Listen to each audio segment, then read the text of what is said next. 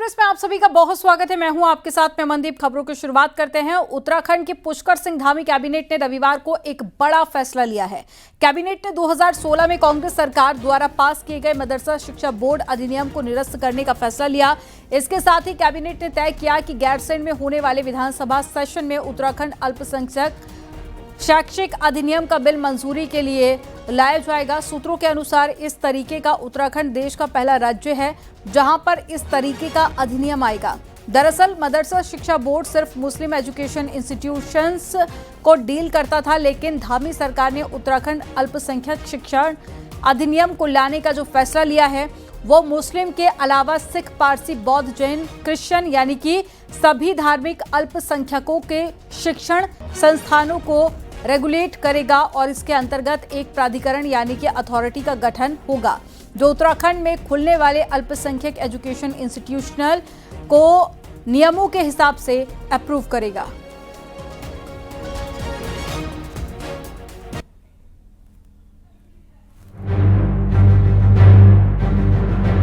उत्तराखंड से मदरसा शिक्षा के युग का अंत अब तय हो गया है।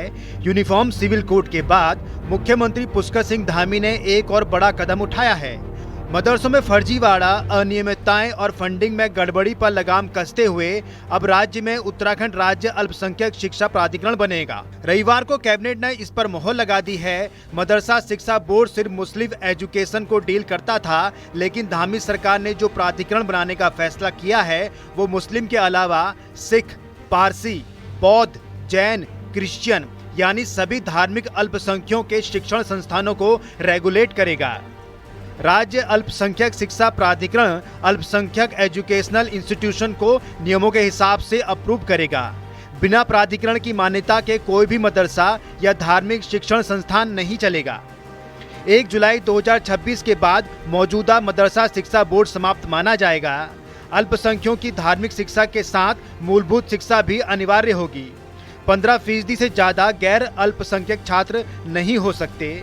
उत्तराखंड विद्यालय शिक्षा बोर्ड द्वारा निर्धारित मानकों के अनुरूप शिक्षा दी जाएगी। इसके साथ ही प्राधिकरण में एक अध्यक्ष और 11 सदस्य होंगे। अध्यक्ष अल्पसंख्यक समुदाय का शिक्षाविद होगा। मदरसा शिक्षा बोर्ड के तहत संचालित मदरसों को भी प्राधिकरण से नए सिरे से मान्यता लेनी होगी। उधर सरकार के फैसले की कांग्रेस ने आलोचना की है। पूर्व सीएम हरीश रावत ने कहा कि बीजेपी को मदरसा नाम से इतनी नफरत क्यों है। उन्होंने कहा मदरसा सब तो उर्दू का है और ये तो पाकिस्तान की ऑफिशियल लैंग्वेज भी है। हरीश रावत के इस बयान ने बीजेपी को पलटवार का मौका दे दिया। बीजेपी ने पूछा कांग्रेस को पाकिस्तान से इतना प्रेम क्यों है।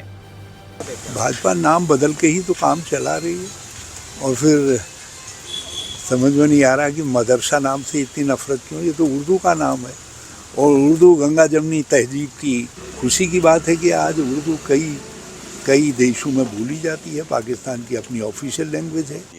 आश्चर्य तो आज तब हो रहा है जब कांग्रेस के एक बड़े नेता के द्वारा ये कहा जा रहा है कि उर्दू को लेकर के वो बोल रहे हैं, कह रहे हैं कि उर्दू जो बोली जाती है, उर्दू कोई मुसलमानों की भी भाषा नहीं, उर्दू सभी बोलते हैं। इस देश में उर्दू सारे लोग बोलते हैं, दुनिया के और देश भी बोलते हैं। लेकिन आश्चर्य इस बात का हो रहा है कि कांग्रेस के द्वारा उर्दू को पाकिस्तान की नेशनल लैंग्वेज कह करके पुकारा जा रहा है। बहरहाल यूनिफॉर्म सिविल कोड के बाद उत्तराखंड अल्पसंख्यक शिक्षा प्राधिकरण का गठन धामी सरकार का दूसरा बड़ा एजेंडा बनकर सामने आया है। जानकार कहते हैं कि मुख्य धारा से जोड़ने के लिए मदरसों के लिए यह बदलाव ऐतिहासिक भी हो सकता है। न्यूज़ 18 के लिए देहरादून से सुनील नवप्रभात की रिपोर्ट।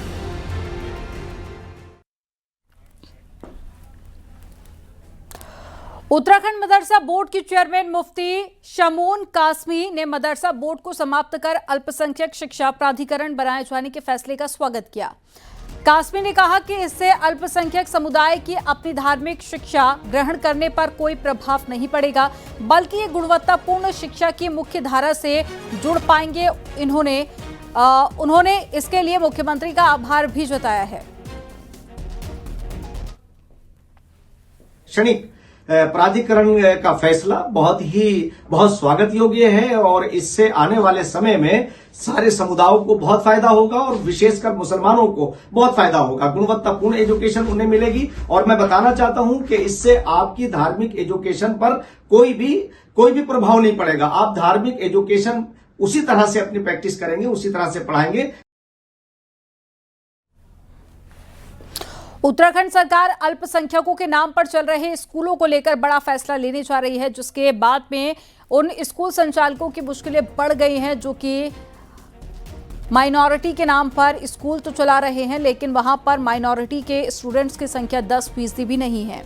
अब अल्पसंख्यक शिक्षा प्राधिकरण का गठन होने के बाद में माइनॉरिटी इंस्टीट्यूट में दूसरे धर्म के 15% से ज्यादा स्टूडेंट्स रजिस्टर्ड नहीं हो पाएंगे, यानी कि माइनॉरिटी के नाम पर चल रहे स्कूलों में 85% माइनॉरिटी के स्टूडेंट्स ही पढ़ सकेंगे। इस बात के सामने आते ही माइनॉरिटी स्कूलों को चला रहे लोग काफी ज्यादा परेशान हो गए हैं। वहीं शिक्षाविद मानते हैं कि माइनॉरिटी के नाम पर स्कूल संचालक बड़ा घालमेल करते हैं, सरकारी रियायत लेने के बावजूद भी उस तरह की फैसिलिटी नहीं देते हैं। और जहाँ तक ये वाली बात है कि 15% सिर्फ नॉन माइनॉरिटी के बच्चे ही आप ले पाएंगे स्कूल में, तो ये मैं समझता हूँ इसमें मैं इस पर सहमत नहीं हूँ, क्योंकि जितने भी माइनॉरिटी स्कूल हैं सिवाय मदरसों के 99% जो है बच्चे जो हैं वो जनरल कैटेगरी के बच्चे पढ़ रहे हैं। ये उत्तराखंड सरकार का एक अच्छा कदम है कि उन्होंने अल्पसंख्यक संस्थाओं की मान्यता के लिए कुछ किया है इस बार, क्योंकि कई बार ये जो अल्पसंख्यक संस्थाएं हैं वो अपनी शर्तों पे मान्यता लेने की कोशिश करते हैं। उत्तराखंड में देखा ये जा रहा है बेसिकली कि जो भी अल्पसंख्यक संस्थाएं विशेष दर्जा प्राप्त करके अपनी संस्थाएं चला रही हैं, वहां पर अल्पसंख्यक उस समुदाय के बच्चे ही बहुत कम है। उत्तराखंड में रविवार को 220 मेडिकल ऑफिसरों को ज्वाइनिंग लेटर दिए गए। सीएम पुष्कर सिंह धामी ने ज्वाइन करने वाले सभी मेडिकल ऑफिसरों को बधाई दी है और कहा है कि ये सिर्फ सरकारी सेवा का अवसर नहीं है, बल्कि ये मानव सेवा के प्रति आपका मरीजों के प्रति संकल्प और समर्पण भी है। अब हमारे मेडिकल कॉलेजों में मरीजों को तत्काल सुविधा मिल सकेगी, साथ ही स्टाफ की कार्यकुशलता में भी सुधार आएगा।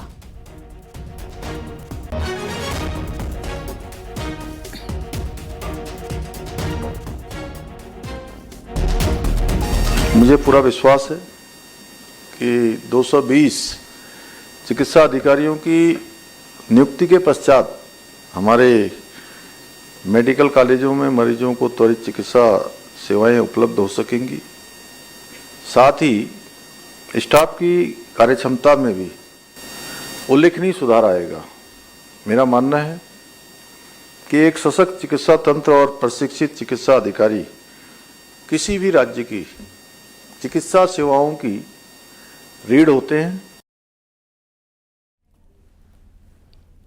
वहीं सीएम पुष्कर सिंह धामी ने इस मौके पर कहा कि पहले भर्तियों में पक्षपात धांधली होती थी, पेन ड्राइव से नकल होती थी, बड़े स्तर पर नकल के मामले सामने आते थे, जिससे कि योग्य उम्मीदवारों का भविष्य अंधेरे में जा रहा था और उनके माता पिता का मनोबल गिर रहा था। हमने इस नकल के कलंक को मिटाया है और सख्त नकल विरोधी कानून लागू किया है। आज सभी चयन प्रक्रिया मेरिट के आधार पर हो रही है।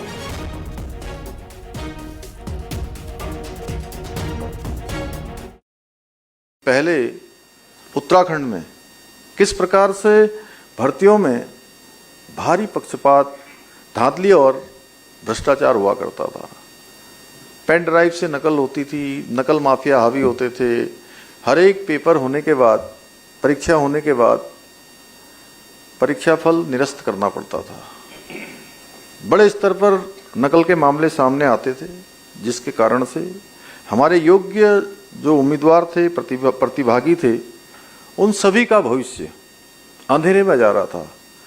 नौजवानों का आत्मविश्वास लगातार घट रहा था, उनके माता पिता का भी आत्मबल कम हो रहा था और भर्ती प्रक्रियाओं में लगे कलंक को मिटाने के लिए हमने राज्य में देश का सबसे सख्त नकल विरोधी कानून लागू किया। नैनीताल जिला पंचायत अध्यक्ष पद के चुनाव पर सोमवार को कोर्ट अपना फैसला सुनाएगी। इससे पहले रविवार को देहरादून में कांग्रेस के प्रतिनिधिमंडल ने राज्यपाल से मुलाकात कर राज्य निर्वाचन आयुक्त को बर्खास्त करने की मांग की है। कांग्रेस प्रदेश अध्यक्ष और पूर्व सीएम हरीश रावत के नेतृत्व में मिले प्रतिनिधिमंडल ने त्रिस्तरीय पंचायत चुनावों में धांधली का आरोप लगाया। कांग्रेस प्रतिनिधिमंडल ने चुनावों में बड़े पैमाने पर हुई गड़बड़ी को लेकर राज्य निर्वाचन आयोग को भी जिम्मेदार ठहराया है और आयुक्त को तत्काल प्रभाव से बर्खास्त करने की मांग की है।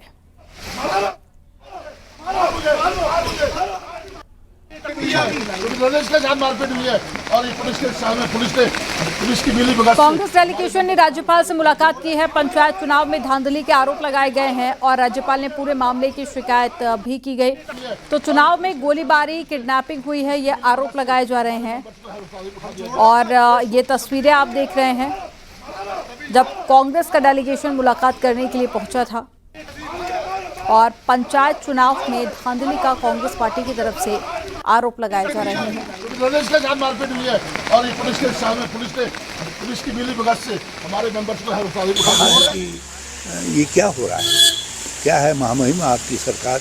ये किस तरीके से खुलेआम गुंडागर्दी करवा रही है, लूट करवा रही है पंचायती राज की। हमने आयुक्त की बर्खास्तगी की मांग की है। हमने सरकार के खिलाफ ठोस कार्रवाई करने की बात कही है। हाई कोर्ट ने क्या क्या टिप्पणियां 11 जुलाई को की, क्या हाई कोर्ट ने लोगों की रिट दायर होने के बाद टिप्पणियां की, वो हमने सब राज्यपाल जी को बताई हैं।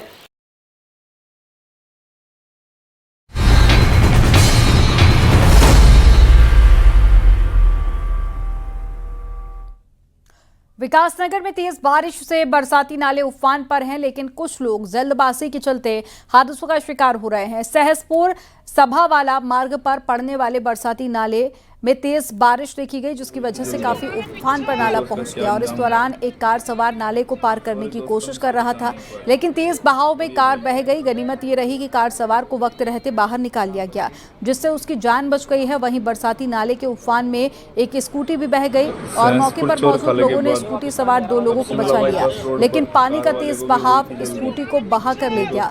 दोनों के हादसे जल्दबाजी के चक्कर में हुए हैं और प्रशासन बार बार लोगों से उफनते बरसाती नालों को पार ना करने की अपील कर रहा है, लेकिन कुछ लोग मानने को तैयार नहीं है। इसकी वजह से ऐसे हादसे लगातार सामने आ रहे हैं। अब शिमला बाईपास रोड पर कार वाले को भी हुई थी जल्दी, देखो उसका क्या अंजाम हुआ है। विकासनगर में तेज बारिश मुसीबत बन गई है। पचवादून क्षेत्र में नदी नाले रौद्र रूप में नजर आ रहे हैं। शिमला बाईपास मार्ग पर रामगढ़ में बरसाती नाला उफान पर आने से राहगीरों को दिक्कतों का सामना करना पड़ा। जान जोखिम में डालकर लोग सड़क को पार कर रहे हैं और इसके साथ ही यमुना, टूंस और साथ ही आसन नदी का जलस्तर भी बढ़ने लगा है। नदी किनारे रहने वाले लोग खौफ में हैं। विकासनगर में कई दिनों से बारिश का दौर जारी है, जिसकी वजह से नदी नाले उफान पर हैं।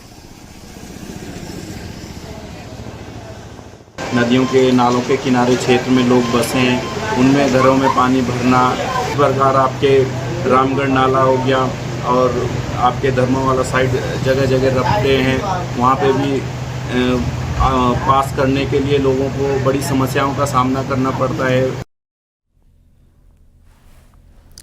उत्तरकाशी में गंगोत्री हाईवे डबरानी से आगे भागीरथी नदी में डूब गया है, जिसकी वजह से आवाजाही पूरी तरह से बंद है। वहीं रास्ते नदी में डूब जाने से बड़ी संख्या में ग्रामीण फंसे थे, जिनका एसडीआरएफ और आपदा प्रबंधन की टीम ने रेस्क्यू किया और लोगों को राफ्ट से नदी पार कराई।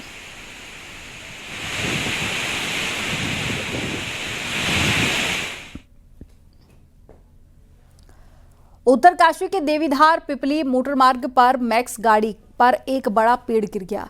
हादसे में 6 लोग घायल हो गए हैं, जिन्हें नजदीकी स्वास्थ्य केंद्र में इलाज के लिए भेजा गया है।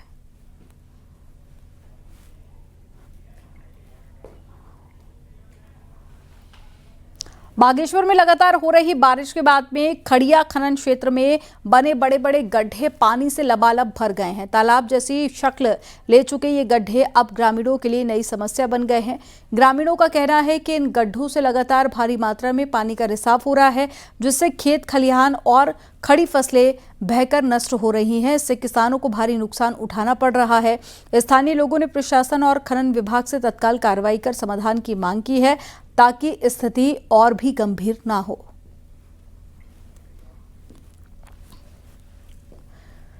हरिद्वार में भी देर रात को तेज बारिश से हर तरफ जल भराव की स्थिति बन गई है, जहां पर सिटी सेंटर चंद्राचार्य चौक पर और उसके आसपास की सड़कें पूरी तरह से जलमग्न हो गई हैं, जिसके चलते वाहनों को निकलने में काफ़ी दिक्कतों का सामना करना पड़ा। वहीं ज्वालापुर, कनखल समेत तमाम बाजारों में भी पानी भरा हुआ है। लगातार जारी बारिश से लोगों का जनजीवन अस्त व्यस्त हो गया है। वहीं पहाड़ी इलाकों में भी तेज बारिश के चलते गंगा का जलस्तर भी बढ़ गया है। हरिद्वार के भीमगोड़ा बैराज पर गंगा चेतावनी के निशान के पार पहुंच चुकी है। अगर लगातार बारिश जारी रही तो गंगा का जलस्तर चेतावनी का लेवल पार कर सकता है।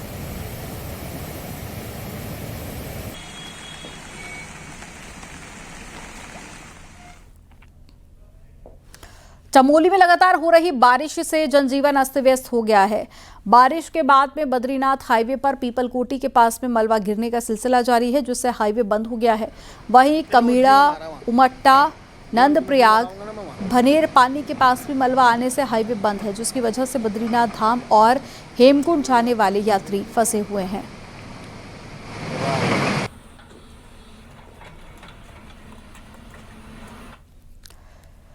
पिथौरागढ़ में थल मुनस्यारी रोड कई जगह पर लैंडस्लाइड के चलते बंद है और अहम रोड के बंद होने से बॉर्डर की जो कनेक्टिविटी है वो पूरी तरह से टूट गई है। रोड को खोलने का काम चल रहा है, लेकिन कई जगह पर लैंडस्लाइड आने के कारण रोड खोलने में समय लग सकता है। थल डीडीहाट रोड भी लैंडस्लाइड के चलते बंद है और इसके अलावा जिले में 2 दर्जन से अधिक सड़कें बंद पड़ी हुई हैं। सड़कों के बंद होने से लोगों को खासी दिक्कतों का सामना करना पड़ रहा है।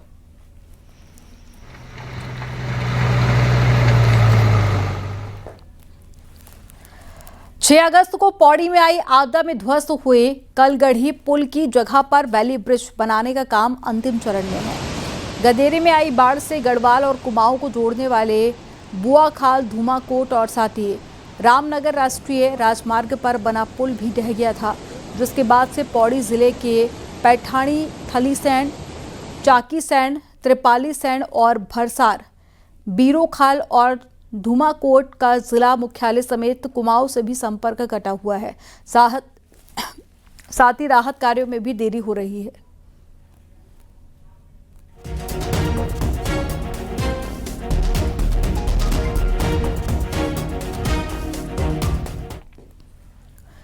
रुड़की में देर रात से रुक रुक कर हो रही बारिश लगातार जारी है, जिससे कि शहर के कई जगहों पर जल भराव इस वक्त बना हुआ है। आपको बता दें कि नालों की सफाई पर लाखों खर्च किए गए, लेकिन इसके बावजूद भी लोगों को जल भराव की समस्या से निजात नहीं मिल पाई है। इससे साफ जाहिर होता है कि नगर निगम की लापरवाही लोगों पर कैसी भारी पड़ रही है। वहीं पनियाला रोड पर जल भराव से लोगों की आवाजाही में परेशानियों का सामना भी करना पड़ रहा है।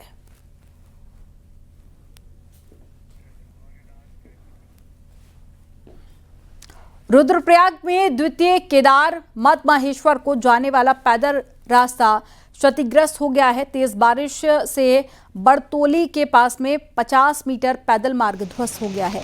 वहीं रास्ता बंद होने से फंसे यात्रियों का रेस्क्यू किया गया और एसडीआरएफ, एनडीआरएफ की जो टीम है वो मौके पर मौजूद रही और 40 से ज़्यादा श्रद्धालुओं का रेस्क्यू किया गया। वहीं पैदल रास्तों को ठीक होने में समय लग सकता है, क्योंकि रुद्रप्रयाग में बार बार तेज बारिश हो रही है।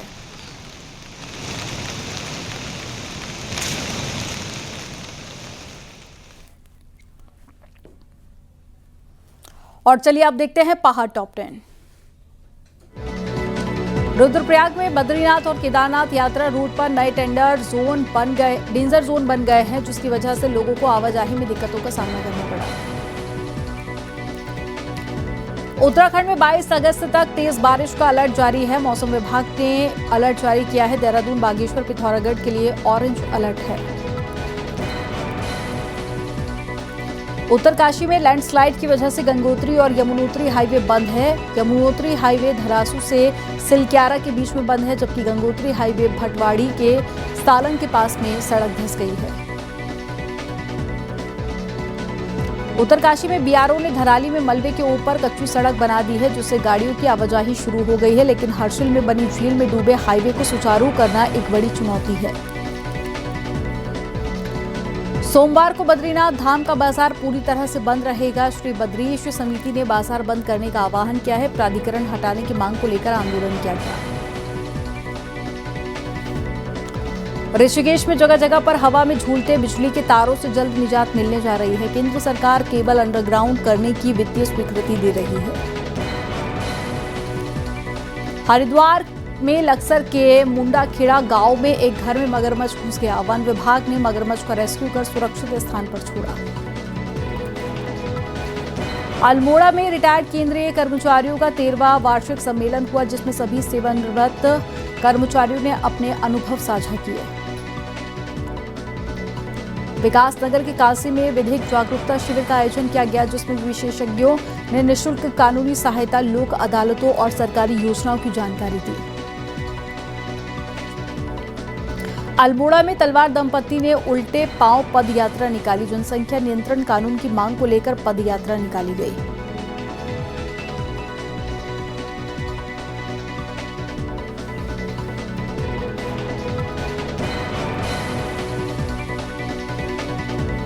नशे के खिलाफ प्रदेश सरकार ने बड़ा कदम उठाया है, जिसके तहत अब हर थाने में ड्रग डिटेक्शन किट उपलब्ध होगी, जो कुछ ही सेकंड में ये बता देगी कि कौन सा नशा सप्लाई किया जा रहा था। इससे पुलिस को सबूत जुटाने और नशा तस्करों पर शिकंजा कसने में आसानी होगी।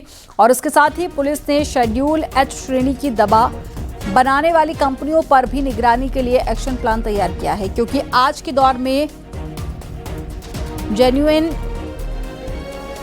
दौर में जो जेन्युइन ड्रग और साथ ही सिंथेटिक ड्रग्स ज़्यादा सप्लाई हो रहे हैं, और ये सिंथेटिक ड्रग्स रास्ते आसानी से मिलने वाले, और सबसे बड़ी बात यह है कि ये बेहद घातक होते हैं।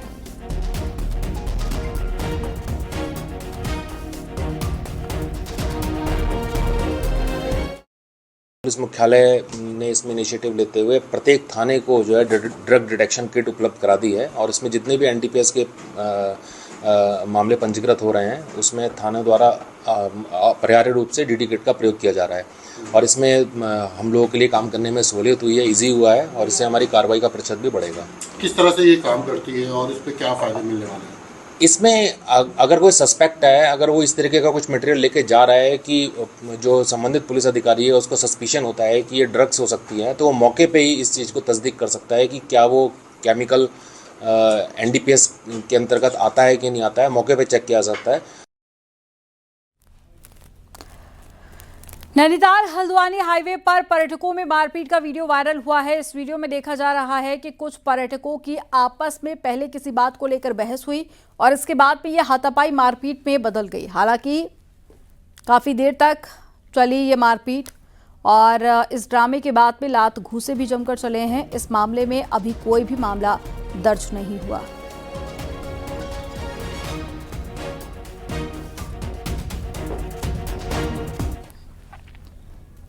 हरिद्वार के खड़खड़ी की सुखी में जंगल से निकलकर हाथियों का झुंड आ धमका।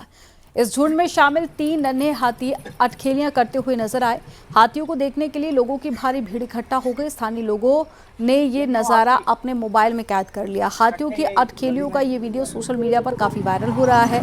वायरल वीडियो में साफ तौर पर देखा जा सकता है कि सूखी नदी में 9 हाथी घूमते हुए नजर आ रहे हैं। गौरतलब है कि खड़खड़ी क्षेत्र राजस्थान टाइगर रिजर्व की सीमा से सटा हुआ है, और अक्सर जंगली हाथी आबादी में घुसते नजर आते हैं।